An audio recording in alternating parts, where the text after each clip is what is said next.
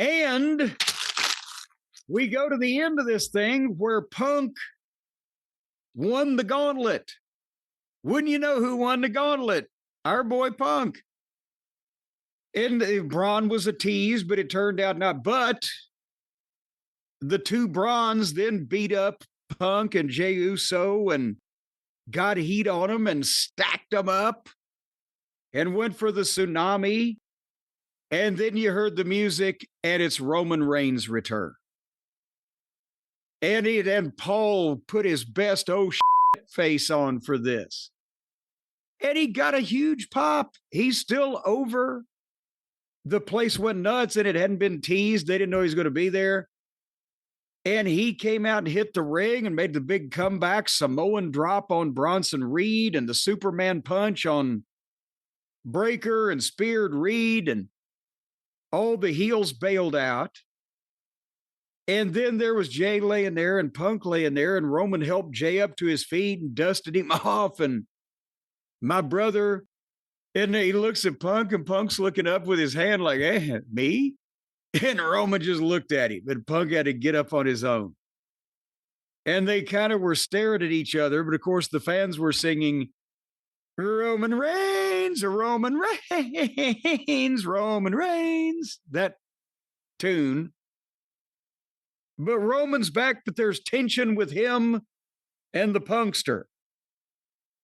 And, you know, there's another, again, they've got all of the top guys. There's some guys that they know or they are aligned with that are their friends. And other guys, even if they're a babyface or a heel, they don't like or they don't trust for some halfway legitimate and rememberable reason. And so they can go a bunch of different directions. But what'd you think of that pop? I think, What'd you think of that pop when he came out? Well, yes, that's the thing. I mean, he's still massively over. It's not like that anybody's, slacking off on Roman. Punk's over. Roman is over. Drew's back in the picture now. They've got a lot of guys that are over in a lot of ways that they can go. So to your earlier point, I hope it would be nice that Seth wasn't hurt for 6 or 9 months or whatever, if it's not bad. So I'm not wishing that on him, but if he is, then they've still got guys that they can reposition, and bringing Paul Heyman up with Braun Breaker, I think it's going to be fresher. It'll make them have a little bit newer look and different combinations. I agree. But if Seth Rollins comes out, like I said, doing goddamn ballet dancing at SummerSlam, then I'll eat my words. But until then, below me, those of you who think that it was too boring. It was too blah. It was too, we can't do this on network TV on purpose. They could have come up with a better way if they could have planned it. Yeah, I mean, unless we hear that there's a surgery planned in the next 2 weeks, something's up. Because he said he couldn't get an MRI, it was too swollen. Well, let's see what happens within the next 2 weeks. We have to hear about something.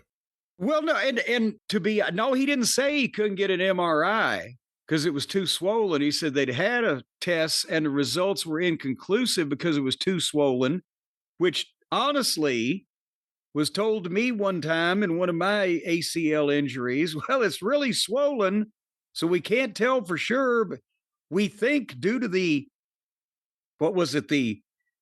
fat cells that are in the blood we drained off of it. That's what it was. We think there's a tear, but we're going to wait a couple of days. But point being, we're not even going to know in a couple of weeks if a surgery isn't scheduled. We're going to know if he's gone 4 to 6 months, then it was a serious injury. And if he's back in a couple months, we might not know for sure because things happen. And if he's back at SummerSlam, it was a big fucking rip. That's the way we're going to be able to tell how this thing worked.